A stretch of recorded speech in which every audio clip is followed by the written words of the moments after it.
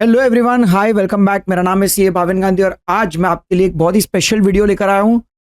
ये जो वीडियो है that is pertaining to your RTP of November 26।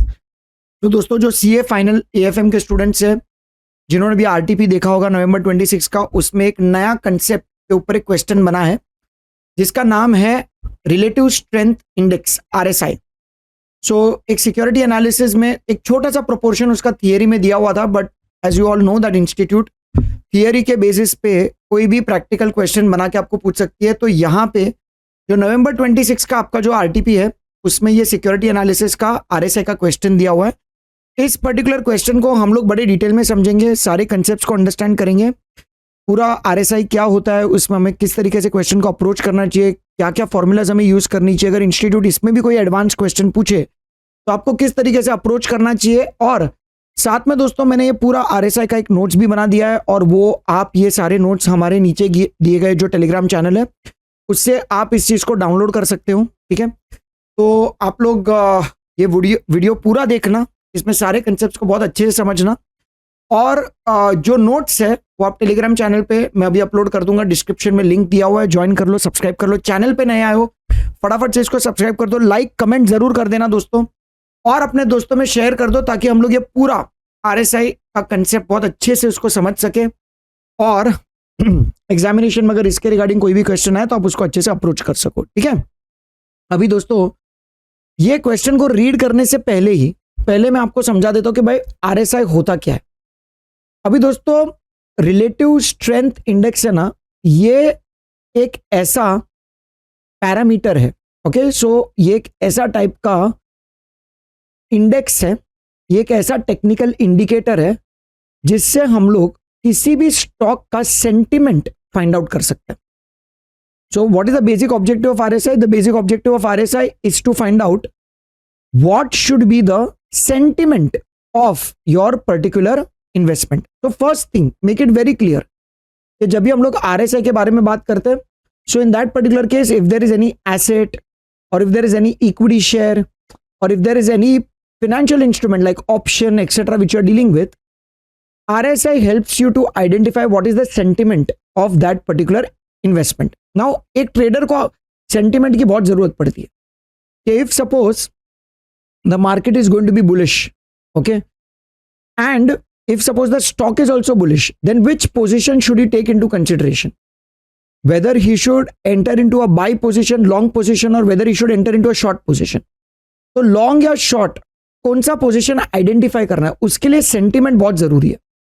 तो आरएसआई का बेसिक काम यही है कि हमें पता चल जाए कि भाई what is the sentiment of a particular stock, market या financial instrument. Okay, now my dear students, यहां पे है ना आरएसआई जो बेसिकली उसका जो ऑब्जेक्टिव है ना वो ये आपको बताना है कि whether the stock is overbought या whether the stock is oversold. ठीक है, या फिर वो स्टॉक में बहुत ज्यादा खरीदी हो चुकी है, बस अभी इससे ऊपर उसका स्टॉक का प्राइस जाना मुश्किल है, या फिर weather the stock is oversold, मतलब बहुत ज्यादा उसमें हम लोगों ने माल बेच दिया है, अभी इससे ज्यादा सेलर्स नहीं आ सकते। So RSI basically helps you to identify कि whether a particular stock is overbought, right, और whether the particular stock is oversold. Okay, ये बेसिक ऑब्जेक्टिव है कि भाई अगर एक आरएसआई एक पर्टिकुलर लिमिट के ऊपर होगा तो हम लोग बोल देंगे कि भाई ये ओवरबॉट स्टॉक है, और एक पर्टिकुलर लिमिट के नीचे होगा तो हम लोग बोल देंगे ये ओवरसोल्ड स्टॉक है। अभी इससे ज्यादा इसमें और ज्यादा सेलर्स नहीं आ सकते, या फिर इससे ज्यादा इसमें और ज्यादा बायर्स नहीं आ सकते। और अगर आपका एक आरएसआई एक पर्टिकुलर रेंज में होता है तो उसको हम लोग बोलते हैं मॉडरेटली बॉट और moderately sold. Okay, we will discuss all this things, but objective क्या है इस इंडिकेटर का? इस इंडिकेटर का ऑब्जेक्टिव ये है आपको आइडेंटिफाई कराना कि भाई एक पर्टिकुलर एसेट ओवरबॉट है या फिर ओवरसोल्ड है। और वो ओवरबॉट ओवरसोल्ड कैसे पता चलता है? कि उसका जो एक पर्टिकुलर सेंटिमेंटल नंबर है वो एक बेंचमार्क नंबर से ऊपर होगा या फिर वो बेंचमार्क नंबर से नीचे होगा। ओके, तो हमें आरएसआई को एक पर्टिकुलर यूनिट में एक नंबर में कैलकुलेट करना है ताकि हम आइडेंटिफाई करें कि भाई उसकी सेंटिमेंट्स क्या है। ओके, नाउ अगर आप ये पर्टिकुलर फर्स्ट पॉइंट देखेंगे तो उसमें मैंने क्या लिखा हुआ है कि भाई what is the concept of daily gains and losses. अभी मान लीजिए फॉर एग्जांपल डे 1 में आपका क्लोजिंग प्राइस है 100, ओके, फिर डे 2 के एंड पे वो 102 हो गया। सो what is the change in the price? अगर आप लोग चेक करोगे तो what is the change in the price? Sir the change in the price is 2 rupees, बराबर है, कोई दिक्कत नहीं है, change in price is 2 rupees, okay. और यहां पे प्राइस कम हुआ कि प्राइस बढ़ा? ऑफकोर्स यहां पे प्राइस बढ़ा है। तो अगर प्राइस बढ़ा है ना माय डियर स्टूडेंट्स, तो हम लोग उसको क्या बोलेंगे? We will call this particular thing as, अगर प्राइस बढ़ा है तो we will call this as what? We will call this as a positive change, बराबर है। यहां पे हमें लॉस हुआ है कि यहां पे हमें गेन हुआ है? हमें यहां पे डेफिनेटली गेन हुआ है। So that's why you can see that 2 rupees is your gain, okay, loss कुछ भी नहीं है। अगर for example price at the end of third year 101 रुपए पे क्लोज हुआ, सो इन दिस पर्टिकुलर केस 102 से 101 हो गया, तो चेंज क्या है? यहां पे 1 रुपए से भाव कम हो गया, तो इसको हम लोग बोलेंगे लॉस। 101 से 104 हो गया, तो हमारा चेंज कितना हुआ? 3 रुपए का, और ये क्या है? गेन हो गया हमारे पास 3 रुपए का, ठीक है। So basically if the closing price increases तो हम लोग क्या बोलेंगे? गेन, और अगर क्लोजिंग प्राइस डिक्रीजेस तो हम लोग क्या बोलते हैं? लॉस, ठीक है। तो पहले ये चीज तो क्लियर हो गया, बिकॉज कोई भी एक टेक्निकल इंडिकेटर होता है उसका परफॉर्मेंस हम लोग पास्ट डेटा के बेसिस पे करते हैं। तो ये हमारे पास पास्ट डेटा है, 100, 102, 101, 104, ये हमारे पास पास्ट डेटा है। अभी ये आप देखोगे इंक्रीज या डिक्रीज हो रहा है, तो बेस्ड ऑन दैट हमें पता चल जाएगा कि भाई गेन हो रहा है कि लॉस हो रहा है, ठीक है। अभी अगर मुझे 14 डेज, अभी आरएसआई में अलग अलग टाइम पीरियड के लिए कैलकुलेट कर सकते, बट यहां पे अगर फॉर एग्जांपल आपको 14 डेज बताया गया, तो हमें सबसे पहले क्या करना पड़ेगा? हमें ये जो भी गेन्स हुए ना उसको हमें डिवाइड बाय 14 करना है। अगर मुझे 30 डे आरएसआई करना होगा तो मैं डिवाइड बाय किससे करूंगा? 30 के साथ। अगर मुझे 52 वीक आरएसआई कैलकुलेट करना है तो मैं डिवाइड कर दूंगा 52 के साथ। तो बेसिकली अल्टीमेटली हमें करना क्या है? हमें देखना है कि भाई कितने दिन का आरएसआई तुम्हें निकालना है। मान लीजिए आपको 14 डेज एवरेज आपको कैलकुलेट करना है, तो अगर ये जो भी गेन्स था ना, गेन्स, ये गेन का कॉलम का टोटल सब मिला के फॉर एग्जाम्पल 28 हो गया, तो कहना से 28 डिवाइड बाई 14 अगर हम लोग करेंगे तो आपकी एवरेज गेन है 2। सिमिलरली जितनी भी बार लॉस हुआ है आपको, वो टोटल लॉस 14 को डिवाइड बाय 14 कर देंगे तो आपको कितना आ जाएगा? 1 आ जाएगा। तो हमें क्या करना है? 14 डेज का पहला हम कैलकुलेट करते हैं initial 14 days average.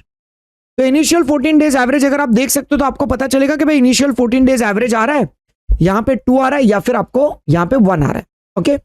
Initial 14 days जो भी गेन्स था मैंने उसका टोटल कर लिया, तो यहां पे आ गया आपको 28 डिवाइड बाय 14, एग्जांपल ले रहा हूं, तो यहां पे 2 आ जाएगा, और एवरेज लॉस 14 डिवाइड बाय 14 आपको 1 आ जाएगा। अभी आप लोग बहुत समझदार हो, एटलीस्ट एक चीज आपको पता चल जाएगा कि सर यहाँ पे जो एवरेज गेन हो रहा है ना वो 2 है और एवरेज लॉस 1 है, मतलब आपका रिलेटिव स्ट्रेंथ क्या है? बुलिश है कि बेरिश है? ऑफकोर्स बुलिश है, सही पहचाना आपने। क्यों? बिकॉज जो आपकी एवरेज गेन है, can I say that is 2 और एवरेज लॉस 1 है। So it actually means what कि भाई साहब हम लोगों का रिलेटिव स्ट्रेंथ है ना ट्वाइस है, मतलब बुलिश व्यू ज्यादा है, बायर ज्यादा है as compare to the seller, उस वजह से भाव बढ़ रहा है। सो रिलेटिव स्ट्रेंथ क्या है? आपका 2 है। तो ये जो भी एवरेज गेन होगा ना हम लोग उसको एवरेज लॉस के साथ डिवाइड कर लेंगे तो हमें स्ट्रेंथ पता चल जाएगा। अभी आप बोलोगे कि सर फॉर एग्जांपल अगर मेरा एवरेज गेन 1 होता तो हाँ ठीक है ना, 1 डिवाइड बाय अगर आपकी लॉस 2 है, so in that particular case 0.5 आपका रिलेटिव स्ट्रेंथ है। बट ये तो सिर्फ रिलेटिव स्ट्रेंथ है, ये रिलेटिव स्ट्रेंथ इंडेक्स नहीं है, ये सिर्फ रिलेटिव स्ट्रेंथ है, कि जिससे हमें एटलीस्ट इतना पता चल जाता है कि भाई बुलिश व्यू है या बेरिश व्यू है। एटलीस्ट हमें इतना पता चल गया कि भाई यहाँ पे बुलिश व्यू है। नाउ रिलेटिव स्ट्रेंथ इंडेक्स को भी हम कैसे कैलकुलेट करते हैं? तो इंडेक्स के लिए हम लोग क्या करते हैं, यहाँ पे हम लोग फॉर 100 यूनिट्स कैलकुलेट करते हैं, तो दैट इज हम लोग 100 को एज अ बेस लेते हैं। अभी रिलेटिव स्ट्रेंथ इंडेक्स, अभी जैसे ये इंडेक्स आपको पता ही है, जैसे फॉर एग्जांपल हम लोग प्रॉफिटेबिलिटी इंडेक्स कैलकुलेट करते थे तो क्या होता था? हम लोग 1:1 कैलकुलेट करते थे, राइट? तो index can be determine in any units. Relative strength index के लिए हम लोग 100 का बेस मान के चलते हैं। सो हम लोगों को यह देखना है कि भाई 100 पे अगर ये 2 पे अगर फॉर एग्जांपल उसका रिलेटिव स्ट्रेंथ है तो how much is it bullish, तो कितना यूनिट्स उसका बुलिश है वो फाइंड आउट करने के लिए we use the formula 100 minus 100 upon 1 plus relative strength.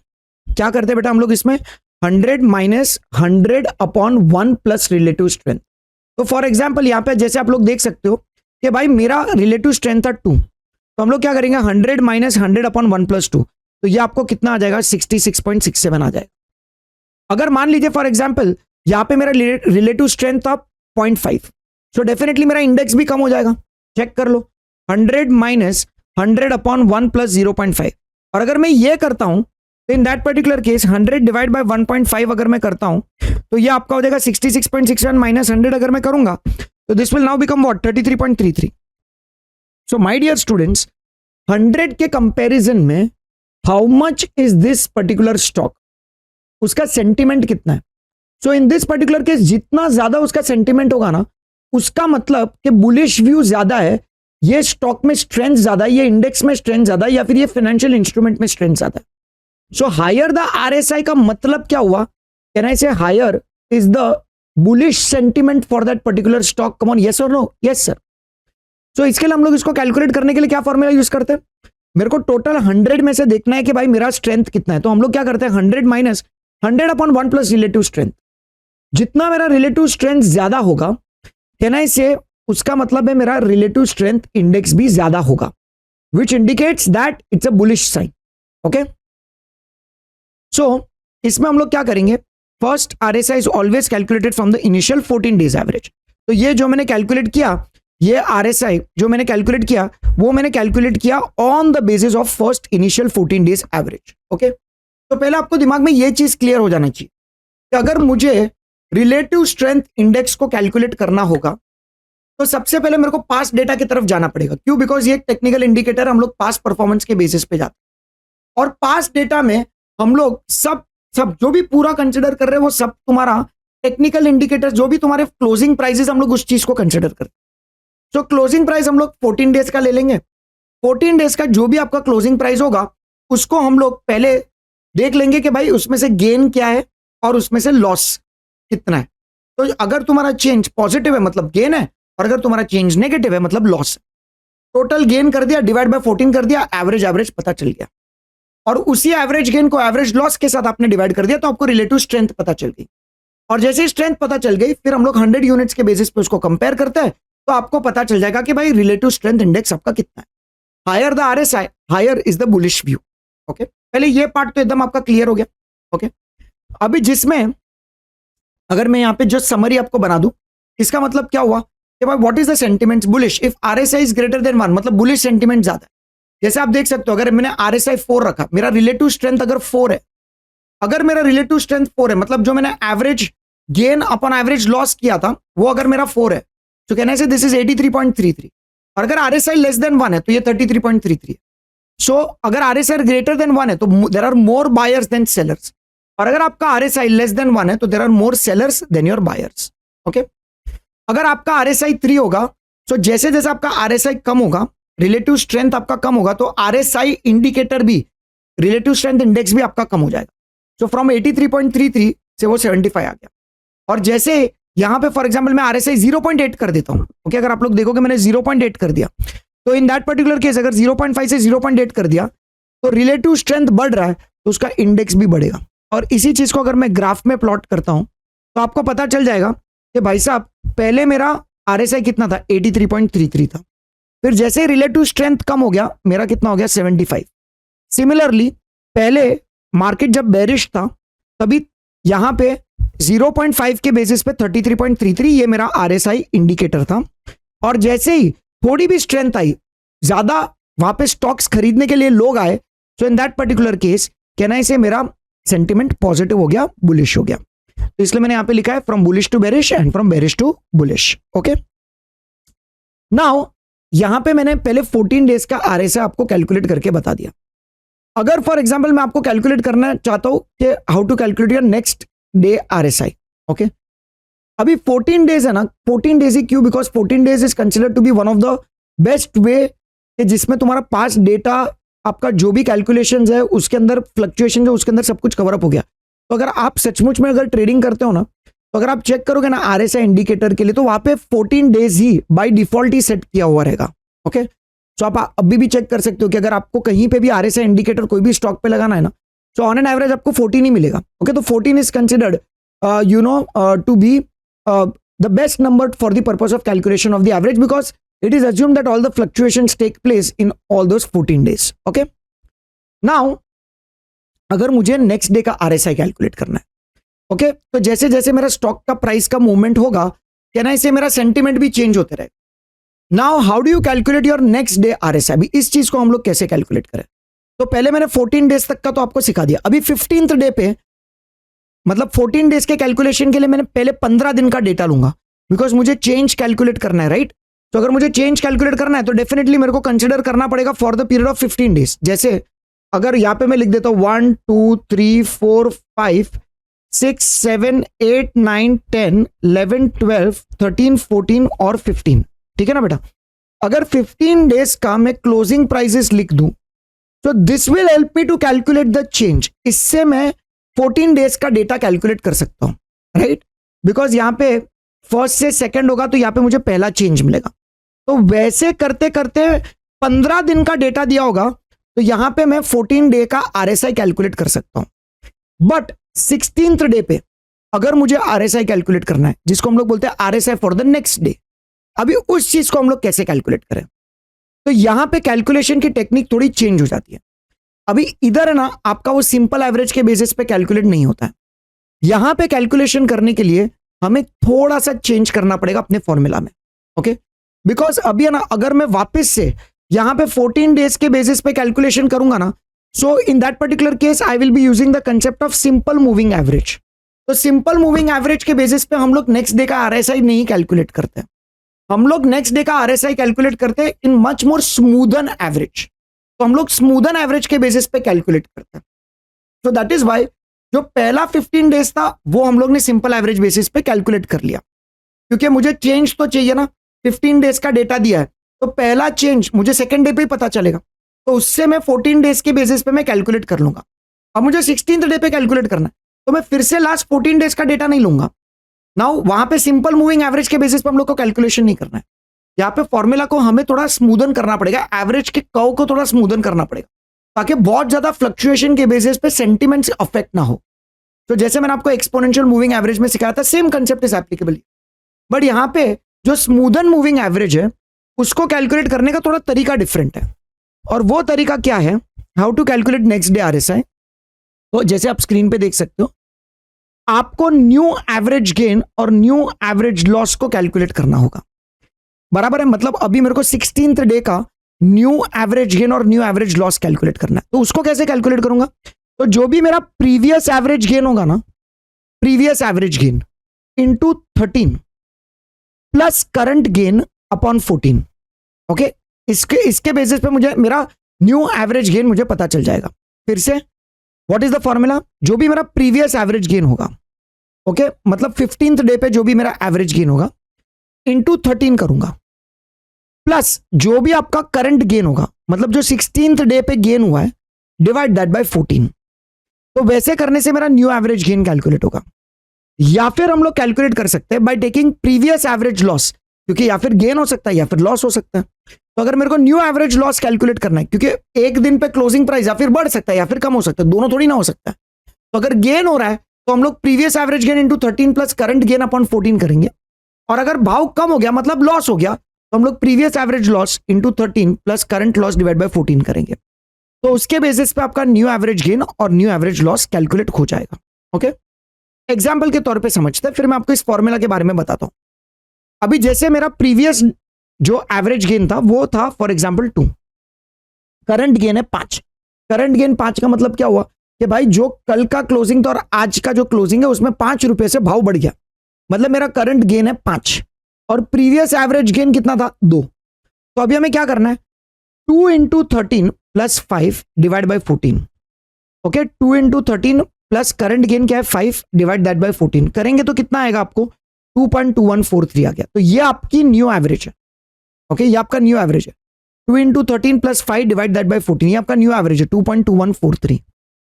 Now ये हम यूज करेंगे फॉर रिलेटिव स्ट्रेंथ. अगर आपको याद होगा मैंने आपको रिलेटिव स्ट्रेंथ के बारे में क्या बताया था? जो भी आपका एवरेज गेन होगा उसको हम लोग डिवाइड कर देंगे एवरेज लॉस के साथ.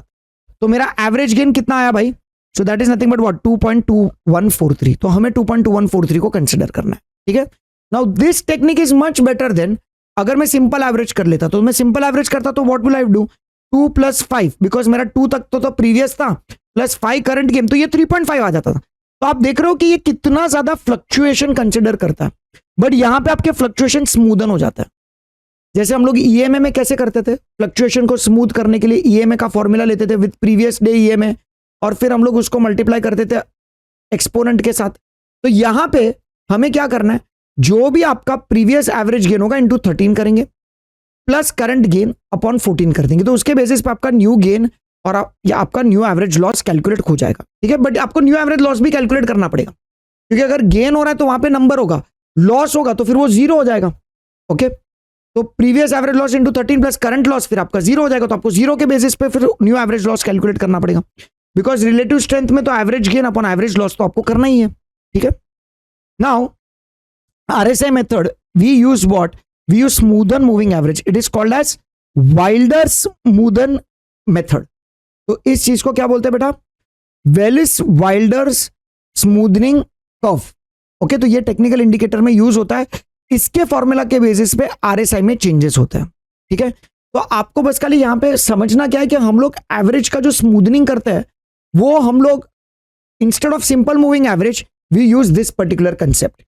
और वो कंसेप्ट में क्या करना है, हमें कंसिडर करना है जो भी तुम्हारा प्रीवियस डे था इंटू 13 प्लस जो भी आपका करंट गेन है उसको डिवाइड हम लोग 14 के बेसिस पे कर देंगे।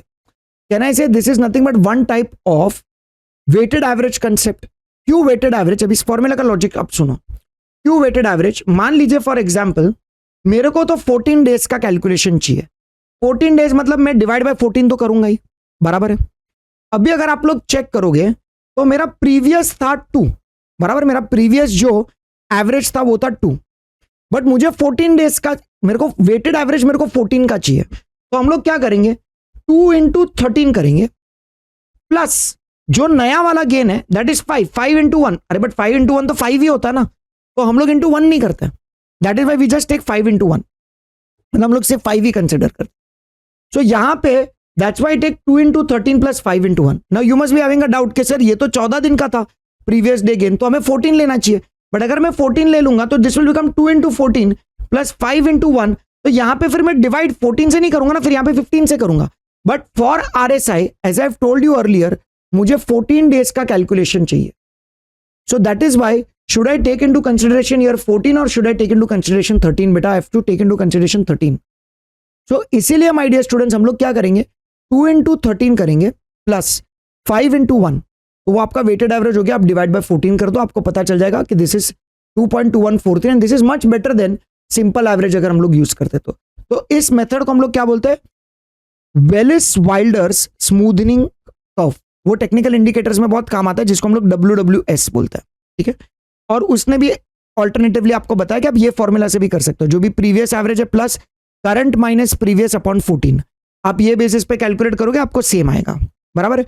जो भी आपका प्रीवियस एवरेज था वो तो कंसिडर करना ही है, फिर करंट माइनस प्रीवियस, तो अगर आप देखोगे कि करंट मेरा कितना आ रहा है, 5 का गेन है, माइनस प्रीवियस 2, तो current minus previous 3 divide by 14 plus previous day का जो भी था आप कंसिडर कर दो, तो आपको फाइनली 2.2413 आ गया। आपको जो फॉर्मूला पसंद है आप उस फॉर्मूला के बेसिस पे कर सकते हो, दोनों लॉजिकल है।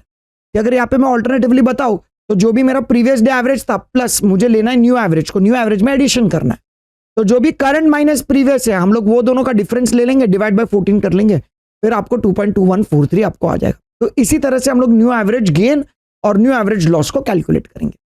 फिर तो दोस्तों एक बार न्यू एवरेज गेन और न्यू एवरेज लॉस कैलकुलेट हो गया, फिर तो आपको वापस से यूज करना है relative strength by taking previous, जो भी आपका एवरेज गेन होगा डिवाइड बाय एवरेज लॉस करके हम लोग कैलकुलेट करेंगे, जैसे हम लोग बेसिकली नॉर्मली करते हैं उसी तरीके से।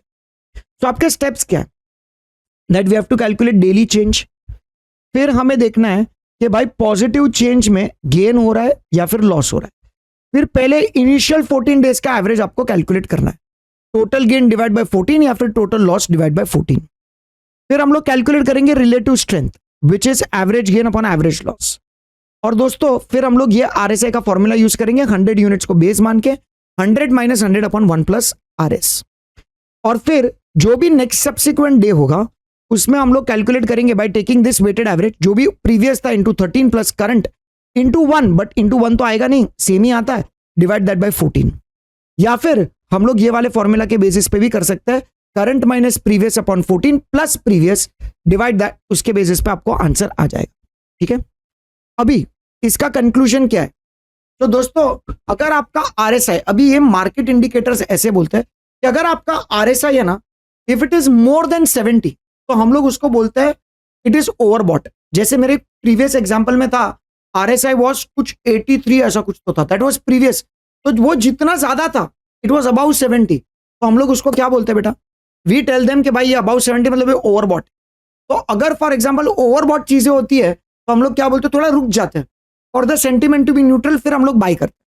सो ओवरबॉट चीजों में यूजुअली एज अ ट्रेडर आपको ट्रेड नहीं करना चाहिए, मतलब आपको बाय नहीं करना चाहिए। और अगर कोई चीज ओवरसोल्ड होगी तो हम लोग वेट करेंगे फॉर पॉजिटिव सेंटिमेंट्स कि भाई अभी सेलर्स खत्म हो रहे हैं, अभी बायर्स आएंगे, तो जैसे ही बुलिश मोमेंटम आएगा फिर हम लोग स्टॉक बाय करना ट्राई करेंगे। ओके, तो यहां पे अगर आरएसआई 50 है तो उसको हम लोग मॉडरेट बोलते हैं। ओके, और इसको हम लोग बुलिश मोमेंटम बोलते हैं, इसको हम लोग बेरिश मोमेंटम। तो दोस्तों ये है आपका कंसेप्ट ऑफ आरएसआई। ओके, अभी मैं आपको जो प्रैक्टिकल क्वेश्चन, जो भी अपना इंस्टीट्यूट का या आरटीपी वाला क्वेश्चन है वो हम लोग कर लेंगे, तो आपको ये पूरा कैलकुलेशन बहुत अच्छे से समझ में आ जाएगा। बिल्कुल भी टफ नहीं है दोस्तों, बहुत simple way. Okay, the data pertains to the share price of A which is as follows. अभी आपको दिख रहा है ये 14 दिसंबर 2000 एंड मान लो 26 है, तो ये सबका आपके पास ओपन, हाई, लो, क्लोज है। मेरे को तो फर्क नहीं पड़ता है, मुझे तो यही कॉलम देखना है। ठीक है, और यहाँ पे ना मेरे पास टोटल 20 दिन का डेटा दिया हुआ है। यहाँ पे ये 14 के जगह पे 12th डे है, वो नीचे उन लोग ने देख लेना भाई, वो सॉल्यूशन में हमने चेंज कर लिया। ये 333 आपके क्लोजिंग है। इवैल्यूएट द आरएसआई, ओके, और using a 14 day RSI and round off up to 2 decimals. ठीक है भाई, चलो तो पहले फर्स्ट स्टेप पता है क्या है? आपको है ना सबका क्लोजिंग प्राइस लिख देना है। ठीक है, इस वीडियो को खत्म होते ही आप एक बार उसको प्रैक्टिस कर देना, या फिर चाहिए तो एक बार पॉज करके प्रैक्टिस कर देना, कोई दिक्कत नहीं है। तो पहले हम लोग यहाँ पे 20 दिन का क्लोजिंग प्राइसेस लिख लेंगे। ओके, लिख दिया। अभी देखो ध्यान से समझना इस चीज को, 334.54 से 334.35 हो गया, मतलब चेंज क्या है भाई? भाव बढ़ा के भाव कम हो गया। सो आपका यहां पे चेंज है नेगेटिव 0.19, मतलब देर इज गेन और देर इज लॉस। बेटा ये तो लॉस है, 0.19 ये आपका लॉस है। सिमिलरली यहां से 334.35 से 334.32 हो गया, मतलब वापस भाव कम हुआ यार, 3 पैसा वापस कम हुआ, तो यहां पे फिर से देर इज अ लॉस। फिर वैसे अगर आप चेक करोगे तो ये भी हो गया। अभी ये आप चेक करो 332.83, तो यहां पे भी कम हो गया भाव, तो ये भी आपका लॉस है। फिर यहां पे भी आपका भाव कम हो गया, तो ये भी आपका लॉस है। इधर भी आपका भाव कम हो गया, तो दोस्तों ये भी आपका लॉस ही है। फिर यहां पे भी आपका भाव कम हो गया, तो ये भी आपका लॉस है। पहली बार यहां पे भाव थोड़ा बढ़ा, मतलब 35 पैसा हो गया, मतलब 31 पैसे से 35 पैसा, slightly there is an increase, तो यहां पे भाव बढ़ गया। So in this particular case gain में वो चीज आ जाएगी। फिर वापस से भाव कम हो गया, ठीक है भाई, तो यहां पे कम हो गया, लॉस हो गया। फिर वापस से भाव कम हो गया। अरे बाबा ट्रेंड तो तुमको अभी तक तो देख के समझ में आ ही गया होगा, यहाँ पे बेरिश व्यू है, मतलब आरएसआई रिलेटिव स्ट्रेंथ जो है वो कम ही होगा, ऐसा देख के तो लग ही रहा है। ठीक है, फिर आगे आगे देखते क्या होता है। यहां पे भी आपका भाव क्या हो रहा है? कम हो रहा है, तो ये भी आपका बेरिश है। फिर यहां पे भी आपका भाव पहली बार वापस दूसरी बार यहाँ पे बढ़ा है, तो यहाँ पे गेन में आ जाएगा। फिर यहाँ पे वापस से भाव बढ़ा है, तो फिर से आपका गेन में आ जाएगा बेटा। ठीक है, फिर 14th डे पे यहाँ पे आपका भाव कम हो गया, तो यहाँ पे आपका ये लॉस में आ जाएगा। और 15th डे तक, अभी ये मेरे लिए सबसे इंपॉर्टेंट है, बिकॉज इतना डेटा से मैं इनिशियल 14 डेज का एवरेज कैलकुलेट कर सकता हूं। मैं यहाँ पे इनिशियल 14 डेज का I can calculate initial 14 days RSI, बराबर है। तो पहला जो मुझे पहला 14 डेज का आरएसआई कैलकुलेट करना है, मैं ये 15 दिन के डेटा के बेसिस पे कैलकुलेट कर सकता हूं। ठीक है ना, तो चलो भाई मुझे आ गया आंसर। क्या आ गया आंसर भाई? मुझे पता चल गया कि भाई ये जो आंसर आ रहा है ना 15 डेज, ये मेरे पास चेंज आ गया ना, यहाँ पे मेरे पास चेंज आ गए for the period of 14 times, because 15 दिन के डेटा से मैं 14 चेंजेस कैलकुलेट कर सकता हूं। Now what I have to do is I have to calculate average gain and average loss.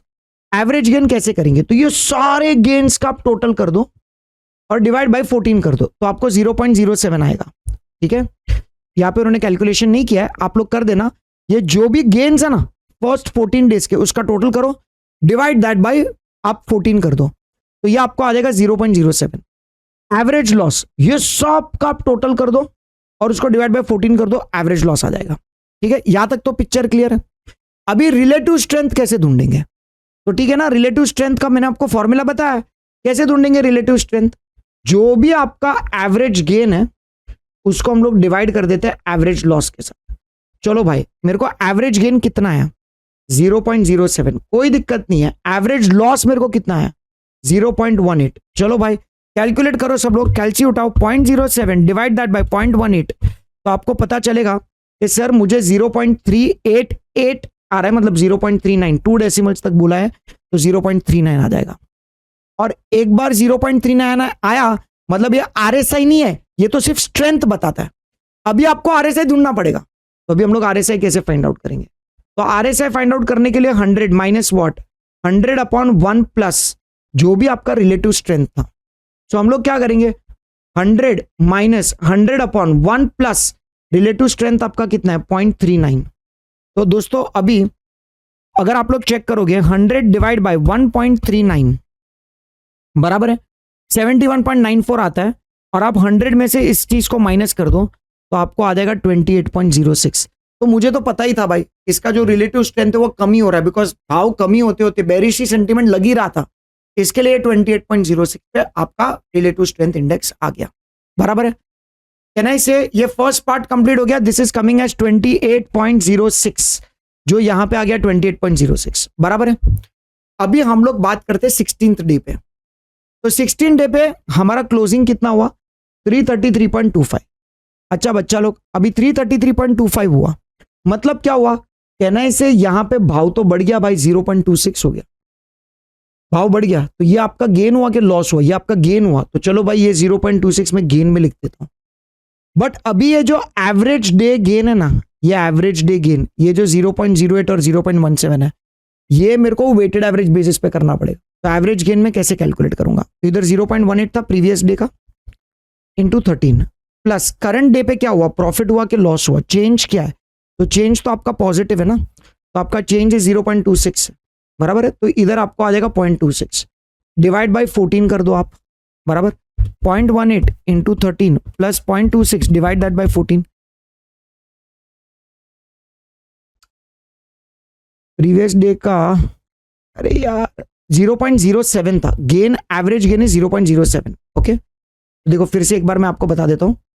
अभी हम लोग 16th डे का देखो कैसे कैलकुलेट करेंगे, ध्यान से सुनना। 16th डे का एवरेज हम लोग कैसे कैलकुलेट करेंगे, तो 16th डे का एवरेज कैलकुलेट करने के लिए हम लोग कंसिडर करते हैं पहले तो 0.07, ये आपके पास प्रीवियस डे का है 0.07, इंटू हम लोग करेंगे 13 प्लस करंट डे पे आपको क्या हुआ 0.26, इसको मैं किसके साथ डिवाइड कर दूं 14 के साथ। ठीक है, 0.07 into 13 plus 0.26 divide that by 14, so this will now be 0.08।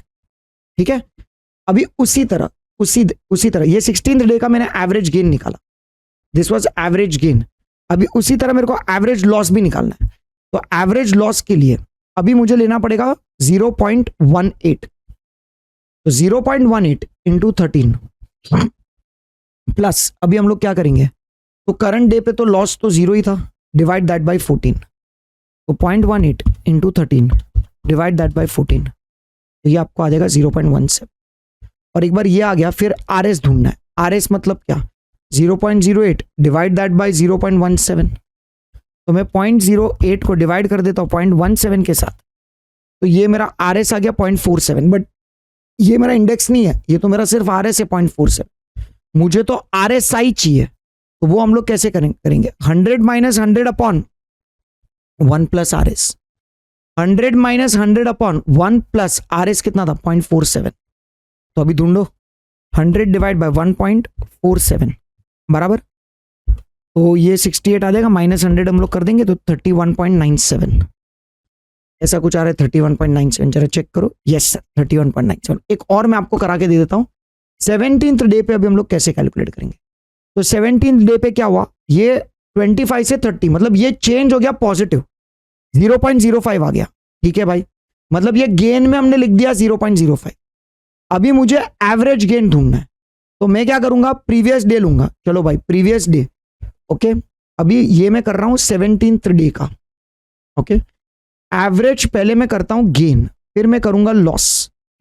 तो गेन में प्रीवियस डे कितना था 0.08 इंटू हम लोग क्या करेंगे 13 प्लस करंट डे का गेन हुआ है, कितना गेन हुआ है 0.05 डिवाइड हम लोग किसके साथ करेंगे 14। तो करो भाई 0.08 into 13 plus 0.05 divide that by 14, तो ये आपको क्या आ जाएगा 0.08 फिर से। So this is once again 0.08, ये दिख रहा है आपको 0.08 फिर से। माय डियर स्टूडेंट्स, अभी लॉस में आपको करा के दिखा देता हूं लॉस कैसे आएगा। तो प्रीवियस डे क्या है 0.17, तो 0.17 इंटू 13, बट करंट डे में तो कोई लॉस है ही नहीं, divide that by 14, 0.17 into 13 divide that by 14, तो ये आपको आएगा 0.16। चेक करो क्या ये 0.16 है, जी हाँ। और फिर वापस से एवरेज गेन एवरेज लॉस हो गया, फिर हमें रिलेटिव स्ट्रेंथ ढूंढना है। रिलेटिव स्ट्रेंथ का फॉर्मूला क्या बताया था मैंने आपको, average gain upon average loss. तो आपको एवरेज गेन कितना है 0.08, एवरेज लॉस कितना है 0.16, तो आप कर दो ना 0.08 डिवाइड बाय 0.16 को, तो आपको आ जाएगा 0.5। तो आपका RS आ गया 0.5। बट दोस्तों ये RS आया 0.5, ये RSI नहीं है। RSI ढूंढ सकते हो, कैसे ढूंढोगे 100 माइनस 100 अपॉन 1 प्लस RS। तो 100 माइनस 100 अपॉन 1 प्लस आपका RS कितना है बेटा 0.5 है। तो 100 डिवाइड बाय 1.5 माइनस 100 अगर मैं कर दूं 33.33, देखो आपका रिलेटिव स्ट्रेंथ बढ़ रहा है, बराबर है ना। ये अगर आप लोग चेक करोगे तो this is going to be what 100 divide by 1.5 बराबर है, माइनस 100 अगर हम लोग करेंगे तो ये आपको आएगा 33.33। This is going to be 33.33 आपको रिलेटिव स्ट्रेंथ आपको मिलने वाला है। और उसी तरह what is going to be the next thing, तो नेक्स्ट में दोस्तों अभी आपको लॉस आ गया है, तो अभी हमें लॉस के बेसिस पे अभी हमें कैलकुलेशन करना पड़ेगा। तो लॉस के बेसिस में अगर आप लोग देख सकते हो तो यहाँ पे ना आपको ये भाव कम हो गया, तो भाव कम हो गया तो ये आपका इधर आ जाएगा, बराबर कि नहीं। और एक बार आपको ये नीचे आपको अभी लॉस में पता चल गया, तो अभी यहाँ पे गेन के केस में हम लोग कैसे कैलकुलेट करेंगे। सो गेन के केस में we will take normally only 0.08 into 13, 0.08 ही था ना पहले, हाँ इंटू 13 प्लस करंट में तो कुछ भी नहीं है तो प्लस में 0 कर दूंगा और उसको मैं डिवाइड किसके साथ कर दूं 14 के साथ। 0.08 इंटू 13 डिवाइड दैट बाई 14, तो ये आपको दे देगा 0.07। चेक करो ये आपको आ गया 0.07। और नेक्स्ट दिन पे अभी हम लोग क्या करेंगे, तो नेक्स्ट दिन पे हमारा प्रीवियस डे कितना था 0.16 था, बराबर है ना। प्रीवियस डे आपका 0.16 था, yes sir. 0.16 into 13 plus current में तो आपको लॉस हो गया ना, कितने का लॉस हो गया भाई आपको 0.1 का आपको लॉस हो गया, 0.1 का आपका चेंज है, और इसको हम लोग डिवाइड कर देंगे 14 के साथ। तो 0.16 into 13 plus 0.1 divide that by 14, ये आपको दे देगा 0.16। चेक करो ये आपको आएगा 0.16। तो आपका रिलेटिव स्ट्रेंथ फिर दोस्तों कितना आएगा, तो हम लोग 0.07 डिवाइड बाई 0.16 अगर हम लोग कर दे तो ये आपको आ जाएगा 0.4375 मतलब 44। और दोस्तों अगर मैं कैलकुलेट करूंगा ये आपका आ गया 0.44, तो आपका RSI कैसे कैलकुलेट होगा 100 राइट माइनस 100 अपॉन 1 प्लस 0.44। तो अगर आप लोग 2 डेसिमल लोगे तो वो बेसिस पे आपका कैलकुलेशन होगा। 100 को मैं डिवाइड कर देता हूँ 1.44 के साथ, और उसमें से मैं 100 को माइनस कर देता हूँ तो 30.56 ऐसा कुछ आपको आएगा 30.55। परफेक्ट है। तो दोस्तों इस तरीके से आपको कैलकुलेट करना है, और आपका यहाँ पे आपको RSI आ जाएगा 30.56 आ रहा है मेरे को, यहाँ पे उन्होंने 30.55 मेंशन। तो आप इस तरीके से दोस्तों इसको कैलकुलेशन कर सकते। तो ये था दोस्तों आपका RSI, ओके। और RSI आप देखो 28.06 से 31, 34, 30 अभी वापस से थोड़ा बुलिश इंडिकेटर दे रहा है, बिकॉज भाव बढ़ रहा था तो आपका RSI भी बढ़ेगा। तो उम्मीद करता दोस्तों आपको ये वीडियो पसंद आया हो, दोस्तों में जरूर शेयर करना, लाइक करना, कमेंट कर देना, और stay tuned for further updates, channel को सब्सक्राइब जरूर कर देना। Bye guys, take care, see you, bye.